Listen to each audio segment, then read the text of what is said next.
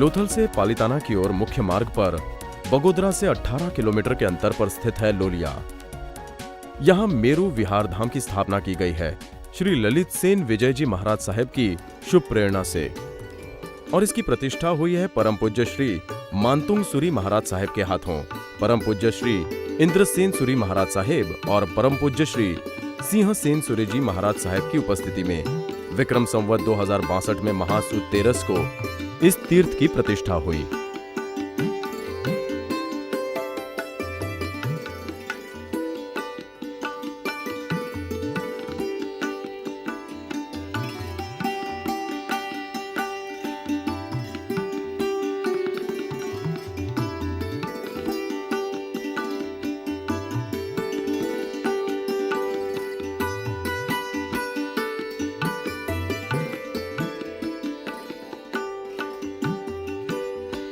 यहां संकुल में 2 देरासर हैं।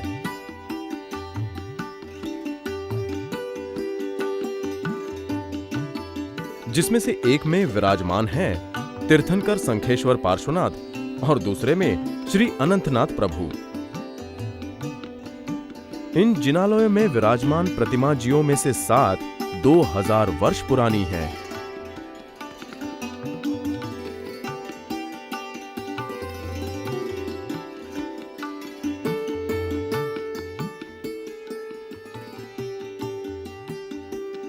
સૌથી પહેલા જૈન ધર્મમાં દેવગુરુ અને ધર્મ એમાં દેવ એટલે ભગવાન. ભગવાનમાં સંપ્રતિ મહારાજે 1.25 લાખ જીન મંદિરો અને 1.25 કરોડ જીન બિંબો જેમને ભરાવ્યા એમાંનો 5 જીન બિંબો અહીંયા બિરાજમાન છે. મૂળનાયક શંખેશ્વર પાર્શ્વનાથ ભગવાન, મૂળનાયક અનંતનાથ ભગવાન, શાંતિનાથ ભગવાન, ચંદ્રપ્રભ સ્વામી ભગવાન અને આદિશ્વર ભગવાન એ સંપ્રતિ મહારાજાના છે. 3000 વર્ષ પ્રાચીન પુંડરીક સ્વામી અને મલ્લીનાથ ભગવાન, આટલા 7 જીન બિંબો આપણે ત્યાં પ્રાચીન છે. શાસન સમ્રાટ સમુદાયના ગચ્છાધિપતિ પરમ પૂજ્ય આચાર્ય ભગવાન વિજય મેરુપ્રભ સુરેશ્વરજી મહારાજ કે જેઓ જન્મથી બ્રાહ્મણ હતા અને રસોઈ કરતા કરતા જેમને ચારિત્રનો સ્વીકાર કર્યો અને જીન શાસનના 3જા પદે આચાર્ય પદ સુધી પહોંચ્યા એવા મેરુપ્રભ સુરેશ્વરજી મહારાજ સાહેબની સ્મૃતિમાં આ વિહારધામનું નિર્માણ થયું. થાક્યા પાક્યા મુનિ ભગવંતોની ભક્તિનો, સાધુ અને સાધ્વીજી ભગવંતની ભક્તિનો સારામાં સારો અહીંયા લાભ મળે છે અને એના જ કારણે અહીંયા આવી અને પરમાત્માના દર્શન કરી અનેક ભાવિકો લાભ લઈ અને ધન્ય બને છે. यहाँ धर्मशाला, उपाश्रय और भोजनशाला की सुविधा है। 40 आचार्य महाराज साहेब प्रति वर्ष विहार दरमियान यहाँ निवास करते हैं। मेरू विहार धाम का यह सुंदर जिनालय इसकी सफेद संगमरमरी पत्थर पर की गई रंग बिरंगी नक्काशी से और भी आकर्षित हो जाता है। जो दर्शनार्थी बिना किसी बाधा के प्रार्थना या जाप करना चाहते हैं उनके लिए यह उचित जगह है।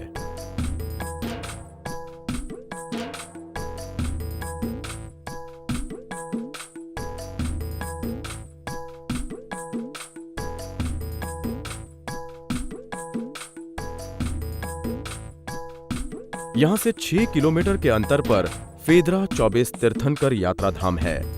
यहां संप्रतिकालीन 3 प्रतिमाएं हैं। मूल देरासर फेदरा गांव में था, जिसकी प्रतिष्ठा चारित्र चूड़ामणि जैनाचार्य श्री कैलाश सागर सुरेश्वर जी महाराज साहेब ने की। समय के साथ फेदरा गांव से जैन स्थलांतर करते गए।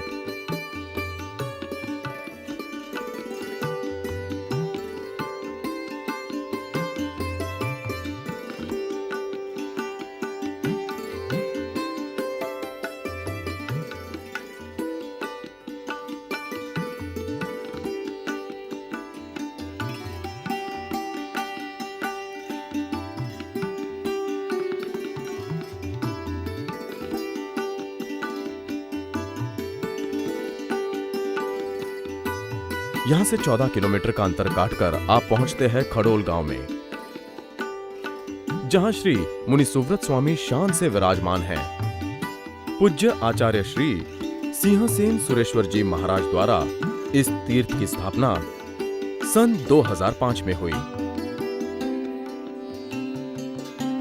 यहाँ के मुख्य देरासर को रथ जैसा आकार दिया गया है।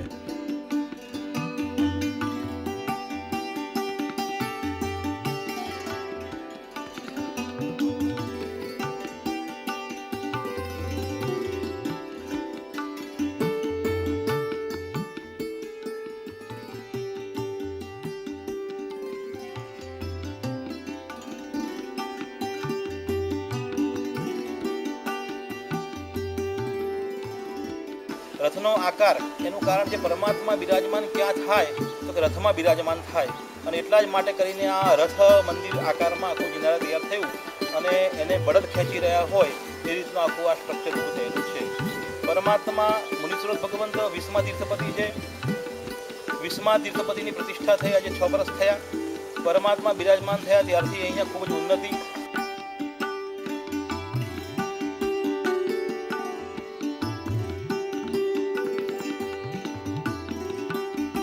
बरसों पहले इस पावन भूमि पर शासन सम्राट पूज्य आचार्य श्री नेमी सुरेश्वर जी महाराज साहेब का चरण स्पर्श होने की वजह से यहाँ के स्थापक और संचालकों के लिए इस स्थान का एक विशेष महत्व है।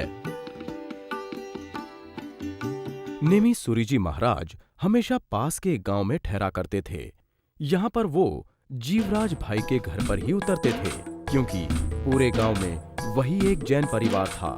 पर महाराज साहेब को लगा कि उपाश्रय ही ऐसी एक जगह है जहां साधु जब ठहरे तब उसका ध्यान रहे केवल उसकी धर्म यात्रा पर और वो विचलित करने वाले लक्षणों से दूर रहे।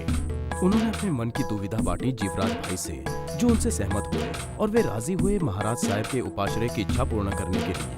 लेकिन वो किसी न किसी बहाने उपाश्रय का निर्माण टालते रहे, क्योंकि उपाश्रय बनाने के बाद महाराज साहेब की अपने घर में जो वो सेवा कर रहे थे वो दुर्बल हो जाती। अगली बार जब महाराज साहेब ने आकर उपाश्रय के बारे में पूछा तो उन्हें पता चला कि कोई उपाश्रय नहीं बना। तब उन्होंने निर्णय लिया कि वे जीवराज भाई के घर में नहीं बल्कि उनके खेतों में रहेंगे। चिंतित जीवराज भाई स्वयं वहां आए और उन्होंने महाराज साहेब से विनती की कि खेतों में ना रहें, क्योंकि वहां पर जहरीले बिच्छुओं की भरमार है। पर महाराज साहेब टस से मस नहीं हुए। उन्होंने जीवराज भाई से कहा कि वे उनकी चिंता ना करें। जमीन के जितने भाग पर उनका डेरा था उनके चारों ओर उन्होंने अपनी छड़ी से एक सीमा रेखांकित की। ऐसा माना जाता है कि एक भी बिच्छू उस रेखा को पार न कर सका। सारे बिच्छू रेखा के बाहर ही रुक गए। वृश्चिक का दंश हुआ केवल एक साधु को, जिसे किसी कारण से रेखा के बाहर जाना पड़ा था, लेकिन सीमा के अंदर बैठे सारे सुरक्षित थे।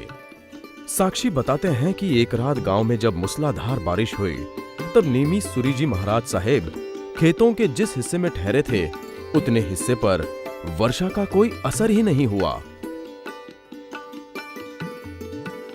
कहते हैं कि जहां महापुरुष विचरण कर चुके हैं वह भूमि तीर्थ स्वरूप बन जाती है। खडोल तीर्थ में यह बात साकार होते दिखाई देती है। खडोल तीर्थ को श्री नेमी उदय मेरू विहारधाम भी कहते हैं। વિજય નેમી સુરેશ્વરજી મહારાજા ખંભાત તરફથી વિહાર કરી આમલી પીપળી થઈને જ્યારે ખડોલ આવવા માટે વચ્ચે 5 પીપળા આવે. 5 પીપળા એ કોઈ ગામનું નામ નથી, ત્યાં 5 પીપળા છે અને તલાવડી છે.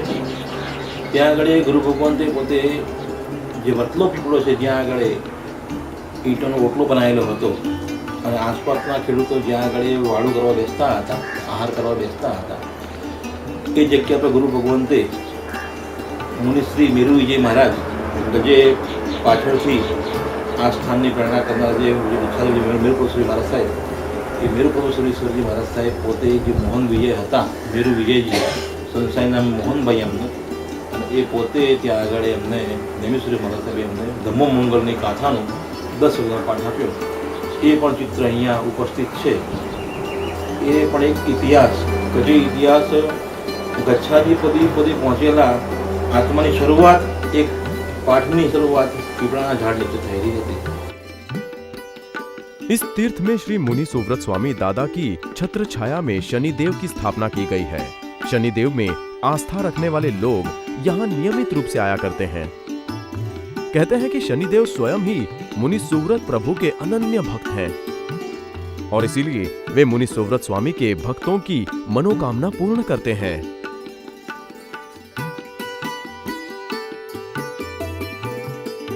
शास्त्रों શાસ્ત્રોની અંદર 84 પ્રકારના રત્નોની વાત આવે છે. અલગ અલગ પ્રકારના રત્નોની અંદર જ્યોતિષના જે દેવો છે, 27 નક્ષત્ર છે, નવગ્રહ છે, 12 રાશિ છે, એવી રીતે અલગ અલગ પ્રકારના ઉત્તમ પ્રકારના કુલ 84 પ્રકારના રત્નશાસ્ત્ર પરીક્ષાની અંદર આવે છે. એ બધા રત્નોની શોધખોળ કરી ઝવેરીઓએ એની પાસેથી આપણને પ્રાપ્ત કર્યા, અને પ્રાપ્ત કર્યા પછી પરમાત્મા મુનીશ્વર ભગવંતનો જે મંડળ છે એ ભ્રમંડળની અંદર એમને સ્થાપના કરવામાં આવી છે. આવું કરવાનું કારણ શું, એવો મનમાં પ્રશ્ન જાગે તો જે પણ આધ્યાત્મિક જગતમાં જેને ધ્યાન વિષયમાં આગળ વધવું છે એને પણ એક શક્તિ જોઈએ, એનર્જી જોઈએ. એ રત્નો દ્વારા જે એનર્જી છે એ આપણને પરમાત્માના ધ્યાન એ પણ દર્શનીય અહીંયા ખડોદની એક વિશેષતા છે. ત્રીજી વિશેષતા, હમણાં જે મહાવદ છઠની સાલગીરી થઈ એ વખતે અજિતનાથ પરમાત્મા અને આદિશ્વર ભગવાન અને શાંતિનાથ પરમાત્મા, હમણાં જે 2 પ્રતિમાજી છે એ ભાવનગરની બાજુમાં વાળુકર ગામ છે, બોર તળાવના કિનારા ઉપર આવેલું વાળુકર ગામ, અને ત્યાંના ખેડૂતને પોતાનું ખેતર ખેડતા આ બંને પરમાત્મા પ્રગટ થયા. એ બંને પ્રતિમાજી વાળુકર જૈન દેરાસરમાં હતા. પૂજ્ય ગુરુ ભગવાન તે વાત કરતા ત્યાંના ભાવનગર સંઘ વ્યવસ્થા સંભાળે છે તે સંઘે એ બંને પ્રતિમાજી ઉદારતાપૂર્વક અહીંયા ખડોલને અર્પણ કર્યા, નેમી ઉદય મેરુ વિહારધામને. અને નેમી ઉદય મેરુ વિહારધામ એના સ્વતંત્ર જિનારે બંધાવી અને બંને પ્રતિમાની સ્થાપના પ્રતિષ્ઠા કરવામાં આવેલી છે. શાંતિનાથ જે અજિતનાથ ભગવાન છે એ કચ્છમાં જખૌ બંદર કહેવાય, બહુ પ્રાચીન બંદર કહેવાય.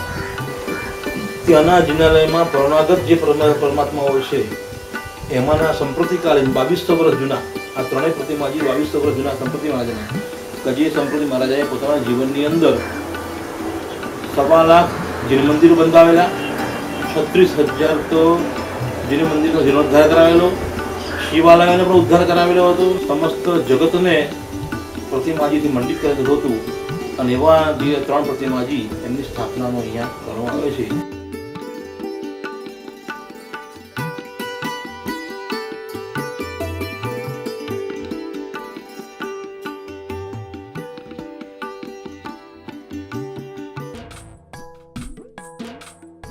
અહીંયા ભગવંતના પ્રક્ષાલ વિગેનું જે દૂધ છે એ પણ કામધેનુ ગાય અને પીતાંબરી ગાય, કે જે શ્રી કૃષ્ણની માનીતી ગાય કહેવાય, એ ગાયના દૂધથી પરમાત્માનો અને શનિદેવનો અને ક્ષેત્રપાળ દેવનો પ્રક્ષાલ થાય છે. ગૌશાળાની અંદર કામધેનુ ગાય, જેના કપાળની અંદર સફેદ તિલક છે, જેની પૂંછ સફેદ છે, જેના ચારે પગની અંદર સફેદ ડોટ છે, કાળી ગાય છે, કાળા આંચળ છે, એનું બચ્ચું પણ કાળું છે. અને એ ગાયની વિશેષતા સૌથી વિશેષ તે છે કે એ ગાય જ્યારે પણ ઈચ્છો ત્યારે દૂધ આપે છે. અને એ જ ગાયની પ્રક્ષાલથી આ જે દિવસથી કામધેનુ ગાયના અહીંયા પગલાં થયા, અહીંયા પ્રાપ્ત થઈ, તે દિવસથી સ્થાનની પણ થઈ. અને એ રીતે પીતાંબરી ગાય પણ અહીંયા બાજુના ગામમાંથી પ્રાપ્ત થયેલી છે. આવા કુલ અત્યારે 24 જીવો અહીંયા પોતે પોતાનો નિભાવ કરી રહ્યા છે, અને એના કારણે આ તીર્થની ઉન્નતિ થઈ છે.